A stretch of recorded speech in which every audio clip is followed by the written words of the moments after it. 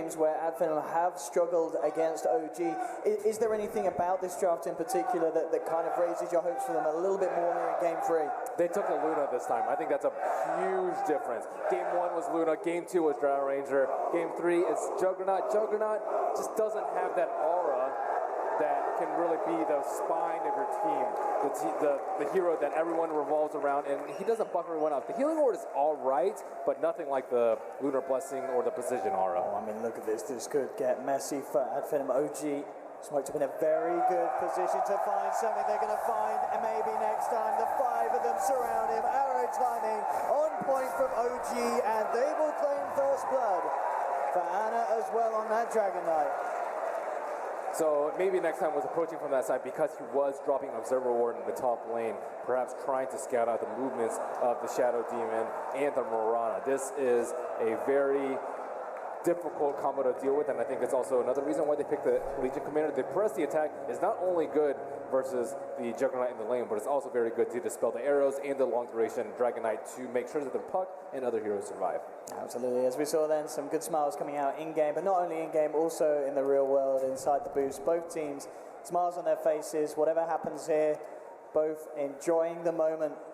And indeed, a lot of people here and at home would enjoy it just a little bit more to see a closer game between these two sides, but so far OG haven't given it. On the left, this is a way underrated part of the Earthshaker. He creep blocked the wave, and they're aggro trying, and aggro trying generally puts you in a slight positional disadvantage, but with that creep block, maybe they can get a kill in this lane, or at least pressure the Jug a lot. So do you like this decision from Ad Finem to run this lane aggressively, rather than kind of taking it down to the bottom? Yeah, I think that No-Tail has had way too much free reign in these games, and he does a lot with his gold. He doesn't hold on to it. He's very decisive about his item build and how he wants to progress with his team. And I think the more you slow him down, you slow down the entirety of OG. I think if like Ana, for example, was really farmed in that OD game, but they were still able to group up. If No-Tail is under farmed, then they can't group up at 12-13. And of course, this aggressive challenge is going to leave these 1v1s elsewhere. S4, offlane Nyx Assassin against Skylark's Legion Commander. Do you expect to see someone come out massively ahead in this matchup? I think Skylark is definitely the favorite in this matchup. LC is a very good matchup against the Nyx Assassin. Mana, not an issue. You have Moment of Courage, no big deal, and he just hits a lot harder. Top lane though, the setup again, disruption into Arrow. OG picking up a second and already starting to get the crack showing in Ad Finem's aggressive try lane. That was a nice try. He tried to split them off with a fissure, but yeah, he's just way too far up. They just need to play it safe and limit the Juggernaut's farm. They have 2 ranged heroes in that lane. Mid lane at the moment, very, very even between the two sides. As Ana and Thug on 10 CS each at the moment. MNT checking out any sort of movements. It's going to be Jarrett's coming in from the river. They're and Spartan have to be careful about being caught out by a disruption from flying. In fact, Madara, he may have come too close. Jarrett, again, looking for the arrow, but there's going to be the body block. Spartan tanking the arrow, making sure the Madara is safe. The Spartan will pay with his life. No-Tail comes under the range of the tower, though. Could be in trouble himself, but Madara's got to be careful. He can't come close enough to finish it off. He's too low. In fact, he's coming in again, but Jarrett's kind of tickling away at the Luna. Madara has to be incredibly careful. But again, OG finding a 3rd kill, 3-0. It's already looking to be another strong opening here from the side. Valiant effort by Rubik. He tried to tank the arrow, but Fissure had already come out. Jerax. No matter, he keeps coming out here on incredibly low health. He's trying to sap XP. Here.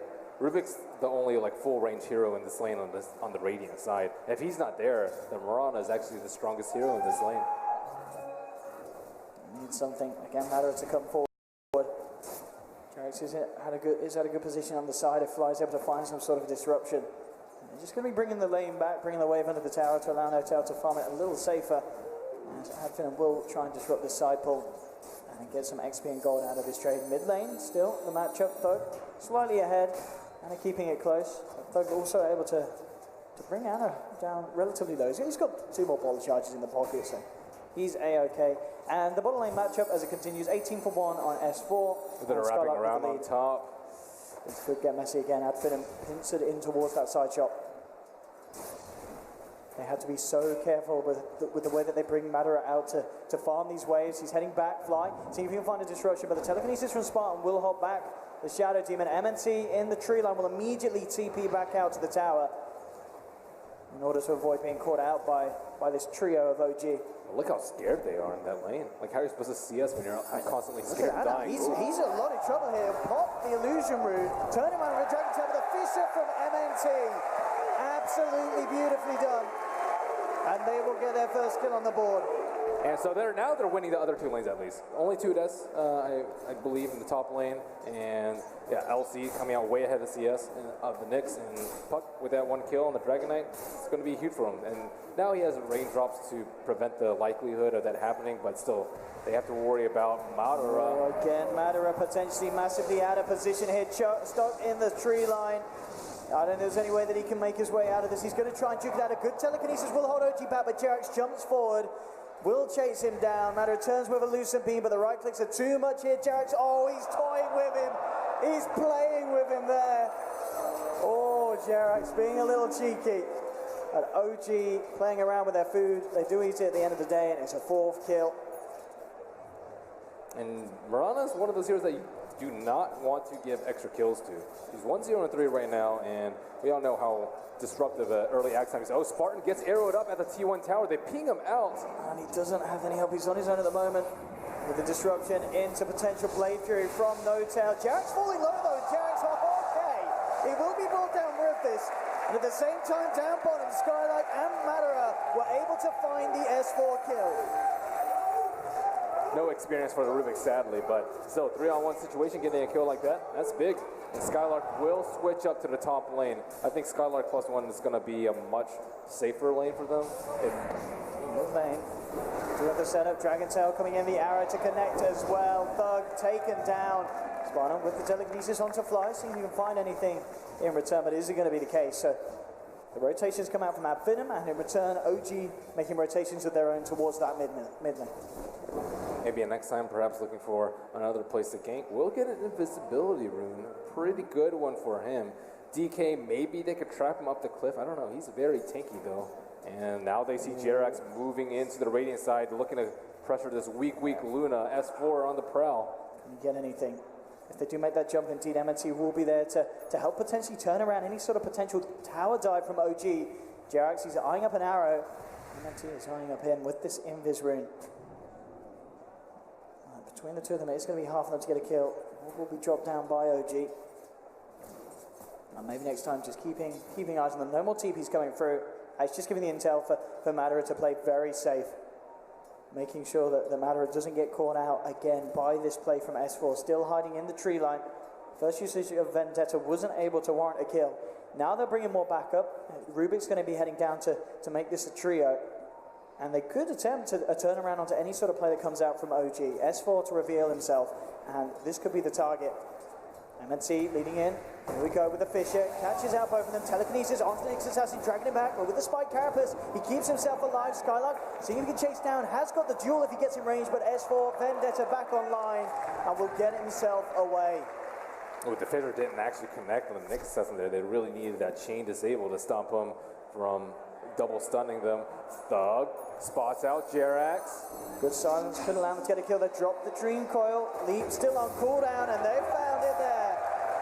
Nice usage of the courier right there. He thought that he could position himself and perhaps leap down the cliff so that LC wouldn't get the duel off, but that vision from the courier allowed him to duel him from what looked like was from across the tree. Oh, mid lane, a good Fisher block here from maybe next time. Could warrant another kill for V AD FINEM. Anna's got 2 points in the Dragon's Blood, turns around with a good stun to hold back the Legion. MNT gets the passive proc off.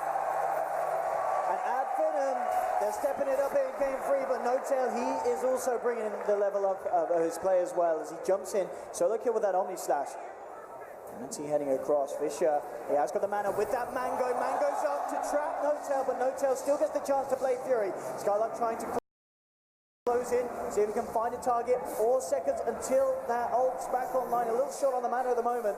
So it looks like OG will get away. And FINEM unable to find the connection. Ooh, that was so close. They almost timed the orb with that fissure so that Jug wasn't able to walk away. That would have been very nice for them. Ana already pressuring that mid tower. That tower's at half HP. They used her glyph the first time that he hit the tower, and Spartan trying to scramble around and rally to the defenses as the T1 tower on the top lane is simultaneously being sieged. And they'll get it, OG.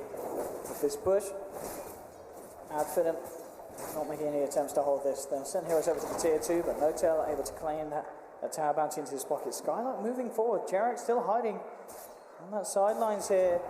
And with that ward, they'll know that Skylark relatively alone, but won't look to make that move in. They did scan behind him as well, just seeing if it was going to be open for a potential kill. Still, Skylark playing around in this area. They're smoking from behind. 3 of them at the secret shop. There is a reserve ward on the high ground if Mirana were to pop it, but because they're venturing so deep into the dire jungle, I don't think they're going to get wind of this. And Nick's Assassin, is he going to be able to be around this? Can he get this MNT? Looking to set up with a Fisher from smoke. Notel immediately Blade Fury backing up underneath the tower, falling low, tries for a Fisher block, but Notel fights his way for the trees, but they do get the duel, bringing Notel back in and down. MNT holding back the Nick's Assassin. Mass TP's coming through from OG. They'll look towards MNT. Skylark purging off the stun with the press the attack, but they'll lose the Earthshaker nonetheless. Puck's coming in from the side. Good dream call onto 2 as well. Thug jumping across. They're brought down low. Good Q here. Drop from Skylark. He moves back in, focusing the DK. You get DK stunning up Thug, holding him back, but Skylark's not done. Moving in for more, bringing them down low. But the Star Soul from Jarrett nearly pulls Skylark. Jarrett jumps forward, finishes off one, turns towards Thug, trying to find another kill, but Spartan takes him out. They're lost to on OG, and after the mark done yet, they're looking to dive deep. Matter pops the Eclipse, trying to move in range. He can't quite get himself there, but Thug can. Jumps forward with the silence and FINEM. They'll find 3 on this top lane.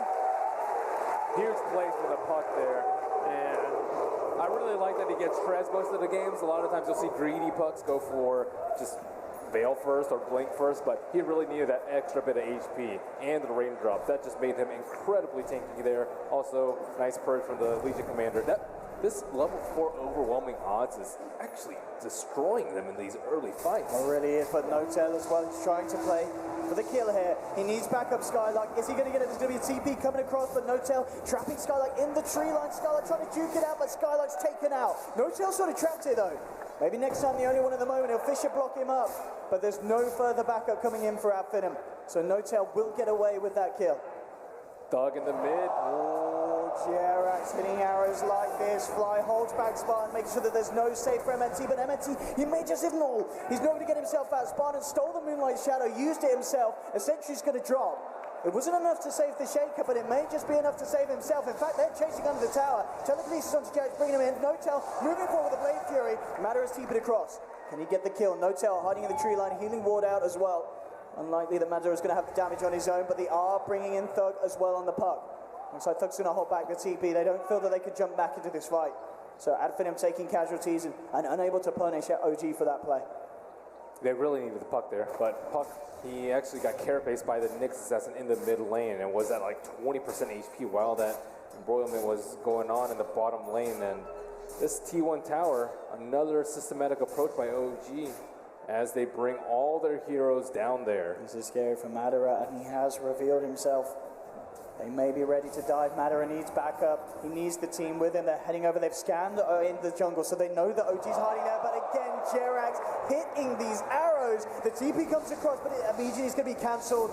I think they realize that Madara is pretty much good as dead. They will get the heal. No Skylark trying to save him, but it's a good start coming through. MNT hits the 2-man Fisher, holding them back. Echo Snap and Jewel onto the Shadow Demon, bringing him down. They'll get the kill. More solid damage for Skylark. He'll survive, backing up. Esra held back by the Dream Coil of Thug. OG, they're not done yet. They're trying to find Thug. Thug falling low. Silence is still stunned up. Can't play his way out of this one. OG crushing the fight yet again, and they're not done yet. Jerax jumping forward. Arrow's still on cooldown. Won't be able to punish Spartan. Ad FINEM were just too slow at saving their Luna. Luna, she needs to stay alive, get her clips off in the fog, but OG just chased her down like hounds in that bottom tree side. And they tried the best with the press the attack, but Luna is just struggling to get some more HP. Still no Ogre Club from that Lance, and she's going full defensive too. Treads Lance with their raindrops, but they need her alive.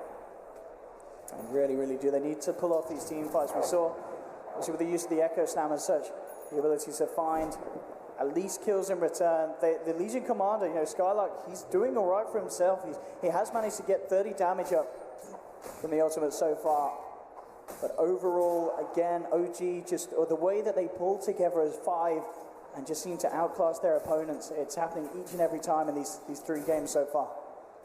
Yeah, they don't really know who to put on the front line to tank all these stuns in the Omni Slash. It's tough for them. Like, the LC isn't that tanky yet. He has the phase boost and is going for armlet before a mobility item, and he seems to be the front liner. I think this is a good choice over the Blink Dagger. With the way the fights are just going on constantly, he doesn't have time to farm that 2,000 gold. He just needs the constant minor improvements from the armlet components. As we've seen as well, Ana with the build that he has done before, picking up that hood. I mean, obviously with 3 points in Dragon's Blood, the Hood of Defiance, No Tail's Healing Ward, Ana is your perfect frontliner for these sieges from OG. And Mirana is getting very close to her Scepter, 2 of the 3 components with 1,400 gold in her inventory. This is a result of the safe lane for OG going so well and picking up so many kills. She only has 35 CS, but she's just picking up a ton of assist gold. Push potentially going to be coming out on this one lane. Matter with the Eclipse back online, FINEM themselves would love to utilize this team fight. At least, at the least, try and find some of these tier 1s that are still all standing on the side of OG. Get themselves a bit more money in the bank. There's the armlet done on Skylark as well. And immediately Spartan to TP up towards the top. Still just going to try and find that XP, letting the rest of his team push in on this bottom lane, but already Jerax and No Tail ready to formulate defense if required. There's a smoke movement from OG as well around that mid lane. Ana, S4, seeing if they can set up for a kill. Rubik and they may also. just find it. MNT up to the high ground. S4's got eyes on him. Initial stun, beautifully catching him out. That'll be the heal for Skylark. Good turn around with the Fisher to hold them back, and they go for the duel onto the Shadow Demon. They find themselves a kill. They've lost maybe next time, but a great dream throw for Thug. Catches one. They've got the telekinesis on Ana. Ana has been left behind. There's the 3-man movement there from OG. 2 are dead. All 3 of them are now dead. At FINEM, making sure that when OG don't all hold hands as 5 and group up together, they will still be punished. They don't have any damage on the TK. With the Hood build, he doesn't right-click for that much. There's no other way to augment his damage. And this is just really good play by Skylark. I think Skylark is in the right place at the right time for this pressing attack so he can get that 2-man stun. And it connects on the Shadow Demon with the Eclipse follow-up. Easy kills for them. And the entirety of the team rotates in for this, but those were 3 desperately needed kills.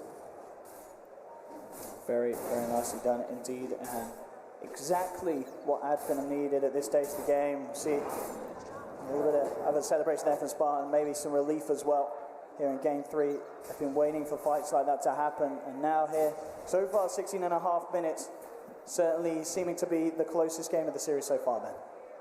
Definitely so. And OG, they don't have a great Roshan lineup like they did in the other games. There's no Slaughter on their side. So if they want to take down Roshan, continue to take down objectives, they're going to have to commit a lot more time than they would normally. And they don't really want to give any more time to FINEM. The Luna has finally caught up in terms of her item build. She is number 3 and not that far behind the Juggernaut because of all of these T1s knocked